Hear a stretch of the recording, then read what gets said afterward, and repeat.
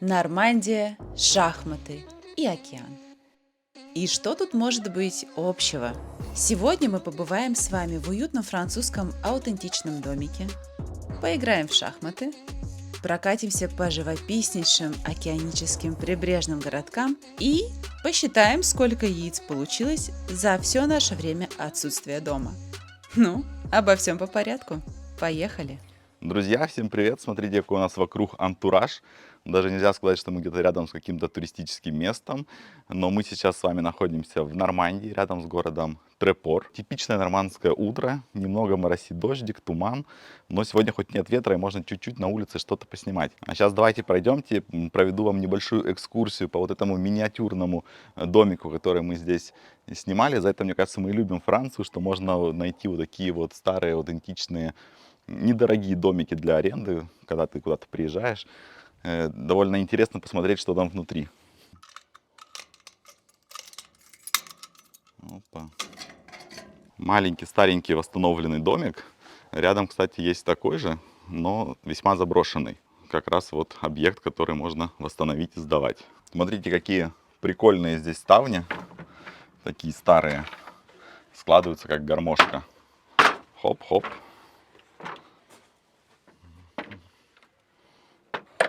А за этими ставнями такая весьма симпатичная уже современная дверь. И как мы ее только открываем, заходим, мы сразу попадаем в гостиную. Довольно миленькая, мне кажется, миленькая гостиная. Домик, он, конечно, очень миниатюрный. Наверное, площадь каждого этажа буквально квадратов 12. Но так все компактно они здесь разместили. Довольно интересно. Когда я выбираю жилье на нашу не самую маленькую семью, я в первую очередь иду на сайт Airbnb. И всегда обязательно нахожу там что-то интересное. Вот и в этот раз мне повезло. Домик действительно очень милый, хоть и не самый большой. Что мне нравится больше всего?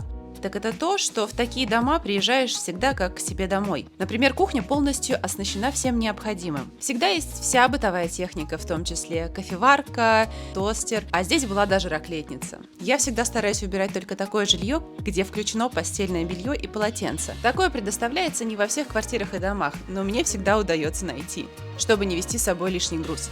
А еще в этом доме можно было разместиться с собакой, без дополнительной платы. В общем, я ставлю этому дому 10 из 10. Мы остались очень довольны.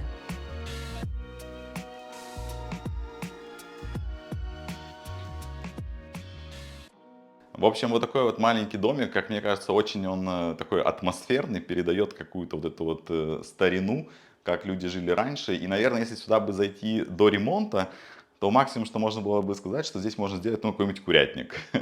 Но так люди вот сумели это все отремонтировать. И причем этот домик очень хорошо сдается, если посмотреть. Он практически все время занят. Ну и цена, конечно, у него недорогая. Он стоит где-то 50 евро в сутки. Вообще здесь на побережье Ла-Манша, мы находимся сейчас недалеко от города Трепор, таких цен вообще нету, чтобы 50 евро в сутки, это прям удача. И посмотрите, какой здесь раньше был камин, просто в человеческий рост. Тут, наверное, ложили какое-то бревно, топили. Или Очень как прикольно. кабана, да? Тоже туда и Жарили ели. кабана на Ага. вертеле. Как обычно, такие обзоры мы всегда снимаем, когда уже съезжаем, когда мы все убрали, все подготовили к тому, чтобы сдать дом, повесить ключи. Вот. Будем ехать дальше, и по дороге сейчас еще что-нибудь интересное вам покажем и расскажем. Маша очень чистоплотная. Она всегда так дом вылизывает. После нее можно ничего не делать. Тут чище, чем у меня дома. Получается. Закрываем двери, сейчас проедемся к океану. А то что-то мы еще за эти 4 дня даже ни разу моря не видели. Ну, потому что погода плохая была. Шторм, волны. Ой, еще вот этот мусор унести и все. С одной стороны, может показаться, что мы находимся где-то вдалеке от цивилизации, учитывая вот такой вот домик. Но на самом деле нет. Если мы чуть-чуть пройдемся и выйдем на центральную улицу, то здесь очень даже приличные домики. Вот этот мне прям сильно понравился. Такой симпатичный дом, красивый дворик. Ну и в принципе на улице все дома похожие. Все, едем дальше. Все, да, устала. Скажем все же пару слов о причине нашего визита в эти края не в самое туристическое время года. И начнем сначала. Путешествие для нас сейчас задача не из простых. Нас 5 человек, 2 взрослых, 3 детей и собака. Без багажника на крышу теперь по-любому не обойтись, потому что все 7 мест в машине теперь заняты. Это путешествие для нас немного в новинку. Первый раз мы путешествуем с нашим четвероногим другом, который тоже в этот раз путешествует куда-либо в первый раз. А едем мы на океан, потому что там проходит региональный этап чемпионата Франции по шахматам среди молодежи. Место проведения в этом году выбрано очень интересное и очень необычное. Организация была на высоте. Мы были уже на 4 региональных чемпионатах Франции и можем сказать, что этот прошел лучше всех. Здесь собралось около 100 участников разных возрастов. Очень неплохой результат для нашего региона. Эмма и Павел сражались в своих возрастных категориях за право выйти на чемпионат Франции по шахматам, который состоится в начале мая в городе Виши. И что сказать, они чемпионы. Pour la catégorie U12 des pupilles, j'appelle Pavel Levnov. По рейтингу Павел самый сильный шахматист в своей категории и второй во всем чемпионате. Но победа и первое место по каким-то непонятным причинам постоянно от него ускользало. Но в этот раз он собрался и доказал в первую очередь самому себе, что он действительно чемпион и бояться ему некого, кроме самого себя. Браво, Павел! Вперед на чемпионат Франции! Pour Château-Thierry.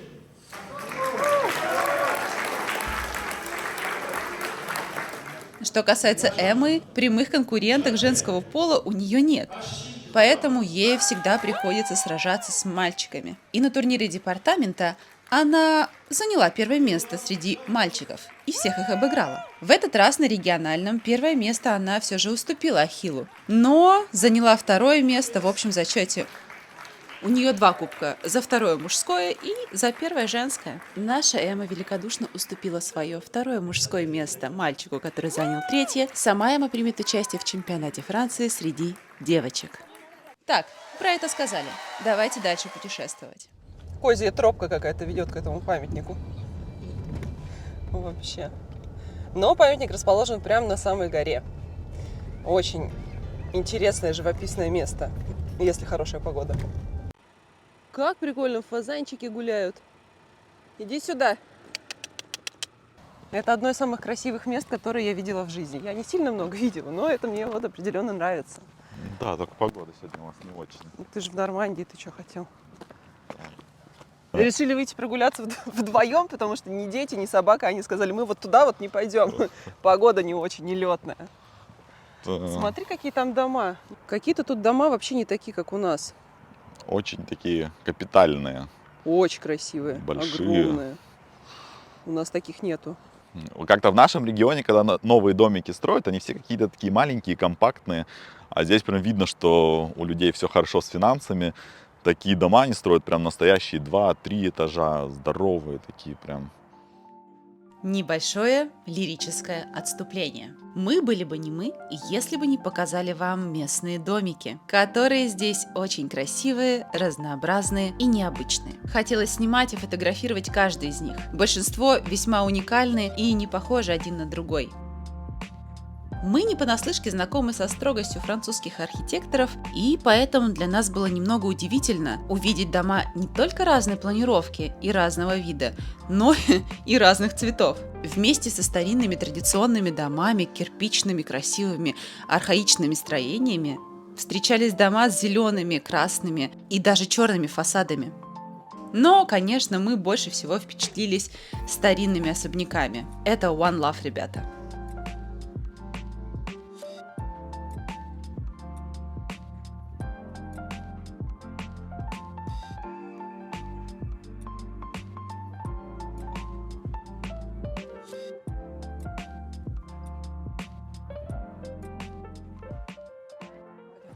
Здесь, короче, как у нас на стройке, надо очень быстро идти.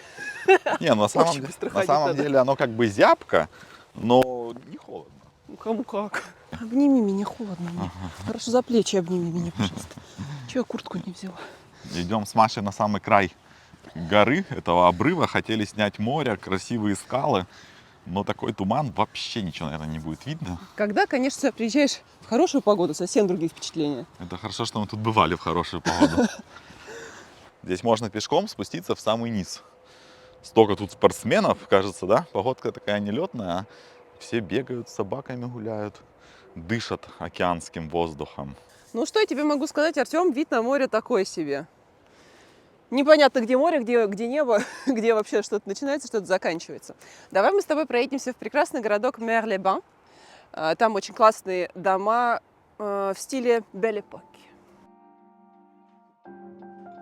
Добро пожаловать в Мер-ле-Бан, жемчужину побережья Франции, где море встречает небо, а мы с вами встречаем морской ветер прямо в лицо. Этот городок – настоящая ретро-открытка. Представьте, ряды великолепных вилл 19 века с фасадами всех цветов радуги. Прогулка по городу – это как путешествие в машину времени. Перед нами виллы в стиле Belle Époque. Разные балконы, изящные башенки, витражные окна и фасады, раскрашенные во все цвета радуги. Какой-то настоящий архитектурный карнавал. В этих домах жили аристократы, художники и те, кто просто хотел показать, что я могу себе это позволить. И до сих пор каждое здание здесь – это маленькое произведение искусства. А балконы? Их узорные решетки так причудливо выгнуты, что, кажется, вдохновлялись волнами самого Ла-Манша. Мы отправились в город Ле Трепор, но здесь тоже интересно, здесь есть свои рыбацкие домики, прекрасный фуникулер, который так плавно поднимает вас над скалами, что захватывает дух. Погода, конечно, совсем нас не радует. Что, чемпион? Холодно. Нельзя пока. Аксель, а? Аксель! Паш, ну вот ты стал чемпионом, скажи, какие у тебя эмоции, как вообще прошел турнир? Ну, я этого титула хотела 3 года, поэтому у меня очень хорошие эмоции. Сначала я думала, что будет просто, я там всех разгромлю, ну, потому что там слабые соперники. У всех соперников у меня на 100 рейтингов, 100 пунктов на рейтингов больше, поэтому я думала, что я всех выиграю. Но вот уже на 4-й партии я сделал ничью, и что-то я подумала, что только 2-е место. Но дальше я взял себя в руки, и 2-й и 3-й день смог выиграть 1-е место и занял свое 1-е место. И 1-е место, и 1-е место. И кубок у тебя красивый, но такой у тебя уже есть, да? Да. Потому что 1-е место у тебя уже 1 раз было, когда ты был в категории У8, да? Но это было 3 года назад. Или 4. Ну что ты теперь думаешь, что чемпионат Франции не страшно тебе? Ну, я думаю, что я попаду, наверное, в 20-ку. Да, я бы хотела, чтобы ты в 10-ку попал, 6,5 набрал, и мы больше не переживали этот стресс отборочных игр. Да, тут нет стресса, наверное. Да. Войт у нас очень неплохо пережил первую поездку. 3 часа в машине и вообще без проблем. Нам в комментариях посоветовали не кормить собаку перед дорогой. Мы так и сделали, и спасибо огромное. Получилось очень даже неплохо. И вел себя, в принципе, хорошо. В общем, социализируется потихонечку мальчик. Ну что думаешь? Думаю, что вот мы сколько раз сюда уже приезжаем, я все время смотрю на эти скалы и не могу привыкнуть к этому виду. Просто грандиозное, мне кажется, зрелище. Самое интересное, что там вроде в Англии с той стороны такой же обрыв, такие же скалы. Ну мы будем Прикольно. думать, что здесь Англия оторвалась от материка, Ну наверное. Да. Аксель, на конфетку! Аксель! Пойдем купаться. Ну, Войт не такой, чтобы боялся воды.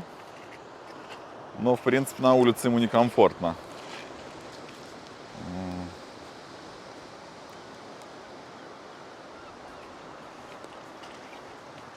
Ну что, Войт попробовал воду? Бебе!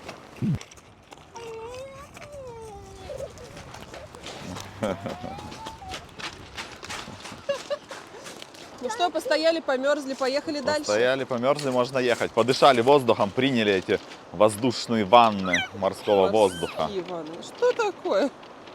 Ну все, нам надо ехать домой. Мне сегодня ночью приснилось, что я открываю курятник, а оттуда вываливаются яйца. Сыночек, поедем? Да? Понравилось тебе? Ты у нас путешественник, да? Вот, это маленькая, малюсенькая собачка. Очень маленькая. Основным излюбленным местом туристов здесь является фуникулер. Это не просто способ подняться на скалы, а настоящий исторический герой. Он был построен в 1908 году, стал первым фуникулером в регионе и быстро завоевал популярность среди туристов и местных жителей. Но в те времена это был не просто транспорт, а символ прогресса. В 60-е годы фуникулер был закрыт, видимо, решил уйти на пенсию.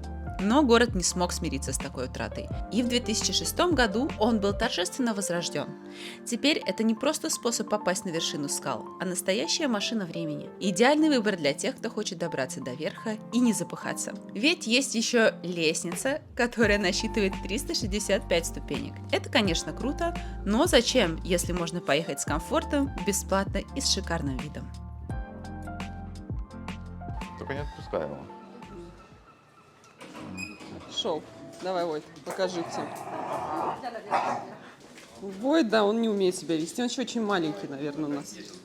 Смотрите, смотрите. Поехали? Интересно, там кто-то есть? Поехали. Интересно, там кто-то есть? Ау. Куда мы едем? Куда мы едем, Аксель? Войт, капец, что происходит? Он поскуливает чуть-чуть мальчик. Ай-яй-яй, Ой, Акселя. сейчас посмотри будет на темно. Сейчас будет темно. пол. Ой-яй-яй. Да, давай сейчас мы весь день будем кататься на фуникулере. Туда-сюда, туда-сюда. Приехали, выходим. Ну, сейчас будем выходить. Скоро. Сейчас скоро, вот уже. Сейчас будем выходить. Так, Сейчас. Идем. Оп, да. Мороженое не работает. Войт, пока из всех собак, что я видела, ты самый некультурный. Самый вообще. Со всеми ругается, на всех гавкает.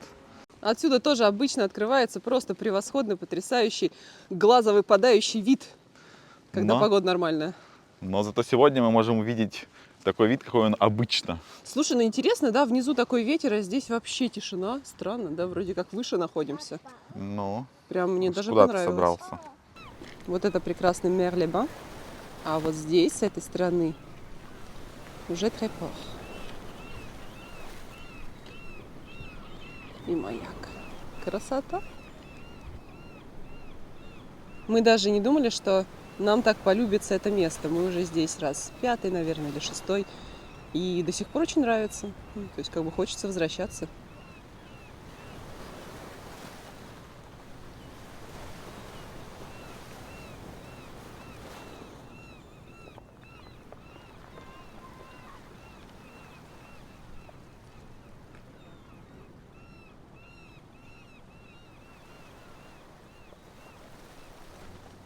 Эм решила по ступенькам спуститься. Ерунда какая-то. Хорошо хоть не подняться.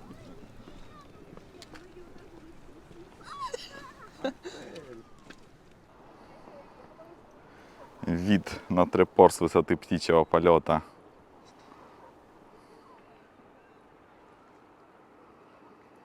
Ну что, мы почти спустились. Ну нет вообще еще. Нет? Полпути.